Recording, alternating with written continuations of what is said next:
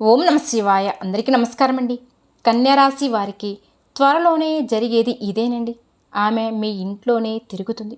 ఆమె ఎవరు, ఎందుకు తిరుగుతుంది తెలుసుకుంటే మీ కాళ్ళు చేతులు వణికిపోతాయండి. ఒంటరిగా మాత్రమే చూడండి. సాక్షాత్తు ఒక దైవశక్తి మీ ఇంట్లో ప్రవేశించబోతుంది. ఆల్రెడీ మీ మీద కరుణ కటాక్షం అనేది స్టార్ట్ అయింది. ఇక మీ ఇంట్లో ప్రవేశం ఒక్కటే ఆగి ఉంది. ఎప్పటి నుంచో మీ మీద ఆ దైవశక్తి అనేది ఏదైతే ఉందో అది తిరుగుతుంది.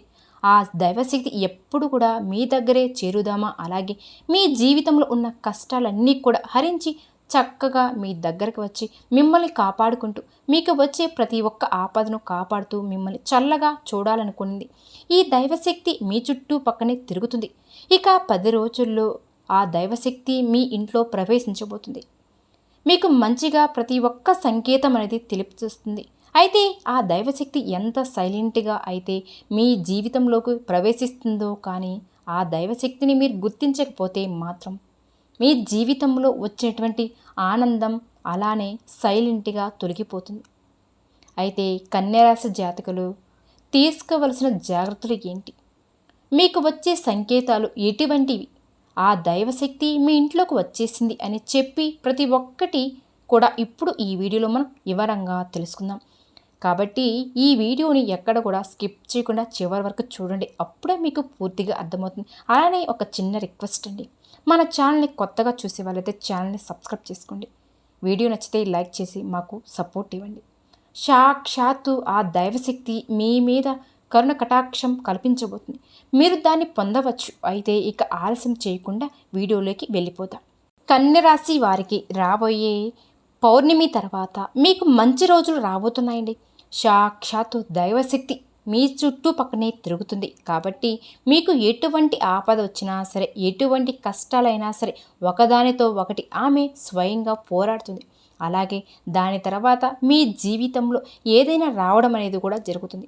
ఇప్పటి వరకు మీరు పడిన కష్టాలు బాధలు చాలిక మీ కష్టానికి అన్నిటినీ చెక్ పెట్టేస్తుంది ఆ దైవశక్తి. అయితే ఈ దైవశక్తి మీ ఇంట్లో ఎలా ప్రవేశిస్తుంది, అసలు ప్రవేశించిందా లేదా అనే విషయం గురించి ఇప్పుడు మనం వివరంగా తెలుసుకుందాం. ఆ దేవత మీ ఇంటికి వచ్చే ముందు కొన్ని సంకేతాలను పంపిస్తుంది.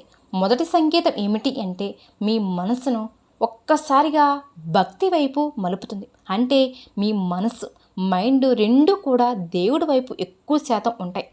మీకు ఎక్కువ గుడికి వెళ్ళడానికి, పూజలు చేయడానికి, అలాగే దేవుడి దగ్గర ఉండే చాలు నాకు ఎంతో ప్రశాంతత ఉంటుంది అనే భావన అనేది మీ మనసులోకి వస్తూ ఉంటుంది. అలాగే ఇంకొక సంకేతం ఏమిటి అంటే మీకు నిద్రలో మెలకువ రావడం. మీకు నిద్రలో మెలకువ ఎప్పుడైతే వస్తుందో అది కూడా బ్రహ్మముహూర్తంలో మీకు ఎక్కువగా మెలకు వస్తూ ఉంటే ఉదయం 3 నుంచి 5 గంటలలోపు ఆ సమయాన్ని బ్రహ్మముహూర్తం అని అంటారు. తెల్లవారుజామున మీకు తెలియకుండానే బ్రహ్మముహూర్తంలో మెలకు అనేది వస్తూ ఉంటే దానికి తోడు మీకు ఎక్కువ చెడు మాటలు మాట్లాడడం, వేరే వారి గురించి చెడుగా మాట్లాడేవారు, వేరే వాళ్ళ ఎవరైనా సరే చెడుగా మాట్లాడుతున్నా సరే అన్యాయం జరుగుతుంది అన్నా మీరు వాటిని అసలు సహించలేరు. మీకు కోపం అనేది వస్తుంది. కోపం అంటే మనకు వచ్చే విపరీతమైనటువంటి కోపం కాదు. ఎందుకు మనుషులు ఈ విధంగా మాట్లాడతారు, దీనికి ఎంతగా మాట్లాడవలసిన అవసరం లేదు కదా అనే భావన మీకు తప్పకుండా మీకు కలుగుతుంది. అయితే మీరు ఎక్కువ శాతం ఒంటరిగా ఉండడానికి ఇష్టపడుతూ ఉంటారు. మీకు బాగా క్లోజ్గా ఉన్న వాళ్ళ దగ్గర ఉండడానికి కూడా ఫీల్ అవుతూ ఉంటారు. ఎక్కువ శాతం జనాల మధ్యలోకి వెళ్ళరు. ఎందుకంటే మీరు ఒంటరిగా ఉండి ఆ భగవంతుణ్ణి స్మరించుకుంటూ ఆమె మీ దగ్గర ఉంటే ఇక ఏది అవసరం లేదు అనే భావన మీకు కలుగుతూ ఉంటుంది. ఇది ఎక్కువ శాతం మీకు ఏదో ఒక డబ్బుతో సంబంధించినటువంటి ఖర్చు అనేది ఏర్పడుతుంది కూడా. అది కూడా మంచిగా ఉంటుంది కూడా. ఎలా అంటే ఏదైనా గుడికి లేదంటే దేనికోసమైనా సరే డబ్బులు ఇవ్వడానికి ఆసక్తి చూపుతూ ఉంటారు. ఆ సమయంలో ఏ మాత్రం కూడా వెనుకాడకుండా మీ శక్తికి తగ్గట్టుగా సహాయం అయితే చెయ్యండి. అలాగే మీరు ఎక్కువ శాతంగా జనాల మధ్యలో కూర్చోరు. వాళ్ళ మాట్లాడే అనవసరమైనటువంటి మాటలు మీకు ఏ మాత్రం కూడా ఇంట్రెస్ట్ లేకుండా మీరు ఎంతసేపటికి కూడా సేవ, అలాగే ఆ దేవుణ్ణి స్మరించుకోవడం, మంచి మాటలు వినడం, ప్రశాంతంగా ఒంటరిగా ఉండడానికి ఎక్కువగా ఇష్టపడతారు. అలానే ఎక్కువ శాతం పీస్ ఆఫ్ మైండ్ అనేది మీకు ఉంటుంది. అక్కడే మనకి అర్థం అయిపోతుంది కదా, మానవుడు అనేవాడు ఎప్పుడు చూసినా డబ్బు మీద అలాగే దురాశ ఆలోచనతో ఉంటానే ఉంటాడు. మనిషి ఎక్కువగా నేను ఇది ఎలా పొందాలి, అది ఎలా పొందాలి అని చెప్పి తన మనసుని అలాగే మైండ్ని పరిగెత్తిస్తూ ఉంటాడు. కానీ ఎప్పుడైతే మోహము అనేది తీరిపోతుందో, మంచి రూట్లు అనేది నడుస్తాడో, ఆ సమయంలో మనిషికి ఇవన్నీ కూడా ఎక్కువగా చేరదు ఉండవు. కాబట్టి సంకేతాన్ని అన్నీ కూడా మీకు చాలా ఈజీగా తెలిసిపోతాయి. ఈ సంకేతాలు మీకు రావడం మొదలు అయితే గనక ఇక మీరు అర్థం చేసుకోవచ్చండి, దైవశక్తి మీ ఇంట్లోకి ప్రవేశించింది. అక్కడ నుంచి మీకు ఎటువంటి కష్టాలు అనేవి ఉండవు. అప్పటిదాకా మీరు చేసేటువంటి ప్రతి పనిలో ఆటంకం వచ్చిందో అవన్నీ కూడా తీరిపోతాయి. మీకు ఎటువంటి సమస్య అనేవి ఉండవు. మీ ఫ్యామిలీ పరంగా అలాగే మీ ఇంట్లో పిల్లలు, మీ తల్లిదండ్రులు కావచ్చు, వారితో కూడా మీరు సంబంధాలు మంచిగా మెరుగుపడతాయి. ఇక ఉద్యోగ రంగాల్లో వచ్చేసరికి మీకు ప్రతి ఒక్కటి కూడా ఏదైనా సరే ఒక స్టెప్ తీసుకోవాలని అనుకుంటున్నా దానికి ఇది మంచి అవకాశం అనేది వస్తుంది. మీకు ప్రమోషన్స్ అనేది ఏర్పడిన శాలరీ ఇంక్రిమెంట్ అనేది కూడా మీకు ఈ సమయంలో జరుగుతుంది. ప్రతి ఒక్క పని మీకు తెలియకుండానే ఆ పని ఇంకా జరగదు అని అనుకునే పని కూడా ఖచ్చితంగా అది జరిగి తీరుతుంది. ప్రతి ఒక్క పని కూడా మీకు తెలియకుండానే సజీవనంగా సాగిపోతూ ఉంటుంది. మీకు ఏ పని మొదలుపెట్టినా కూడా ప్రతి పనిలో విజయం మీదే అవుతుంది. మీకు తెలియకుండానే ఆమె అనుగ్రహంతో ప్రతి ఒక్కటి మీ దగ్గరికి చేరుతుంది. అయితే ఆ దైవశక్తి ఏంటి? సాక్షాత్తు ఆ దైవశక్తి ఎవరు? ఆ రూపం ఏంటి? ఆ దైవశక్తిని మనం ఏ విధంగా పూజలు అనేది చేసుకోవాలి? అలాగే ఎటువంటి జాగ్రత్తలు తీసుకోవాలి?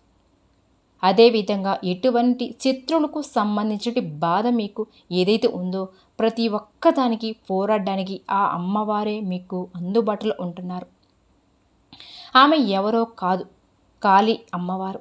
అయితే ఆ కాళిక అమ్మవారు మన ఇంట్లో ఎటువంటి స్థానంలో నివసిస్తారో అంటే ఎటువంటి చెత్త చెదారం డస్ట్ ఏమీ లేకుండా, అలాగే చాలామందికి ఉన్న పెద్ద చెడ్డ అలవాటు ఏమిటి అంటే గుమ్మం ముందు చెప్పులు అనేవి వదిలేస్తూ ఉంటారు. అలా గుమ్మం ముందు చెప్పులు ఉంటే కనుక కాళిక అమ్మవారు తిరిగి అట్టే వెళ్ళిపోతారండి. కాబట్టి ఎట్టి పరిస్థితుల్లోనూ మీ గుమ్మాన్ని నీట్గా పరిశుభ్రంగా ఉంచుకోండి. ఇవన్నీ లేకుండా మీరు బ్రహ్మస్థానాన్ని ఎంత పరిశుభ్రంగా ఉంచుకోండి. బ్రహ్మస్థానం అంటే మన ఇంటి ప్రధాన ద్వారం అండి. గుమ్మం నిత్యం అక్కడ పసుపు కుంకుమలతో గుమ్మానికి అలంకరించుకోండి. మే 12వ తారీఖు పౌర్ణమి రోజు మీరు గుమ్మాన్ని నీట్గా పసుపు కుంకుమలతో అలంకరించుకోండి. అలాగే అమ్మవారిని ఆహ్వానిస్తూ గుమ్మం దగ్గర దీపాలు కూడా వెలిగించండి, ధూపం వేయండి. అలాగే కుదిరితే ఆ స్థానంలో తులసి చెట్టుని పెట్టి పూజించండి. ఈ వీడియో చెప్పినట్టు జాగ్రత్తలు కనుక కన్యరాశి వారు తీసుకుంటే సాక్షాత్తు కాళిక అమ్మవారు కటాక్షం అనేది మీ మీద ఉంటుందండి. ఈ వీడియోలో చెప్పినట్టు ఈ సంకేతాలు మీరు గమనించినట్లయితే అమ్మవారి యొక్క కరుణ కటాక్షాలు మీ ఇంట్లోనే ఉన్నాయా లేదా అనేది మీకే అర్థమవుతుంది. చూశారు కదండి కన్యరాశి వారు. ఈ వీడియో కనుక మీకు నచ్చినట్లయితే ప్లీజ్ లైక్ చేయండి. అలానే కొత్తగా మన ఛానల్ చూసే వాళ్ళు కూడా ఛానల్ని సబ్స్క్రైబ్ చేసుకోండి. ఓం శ్రీ మాత్రే నమః.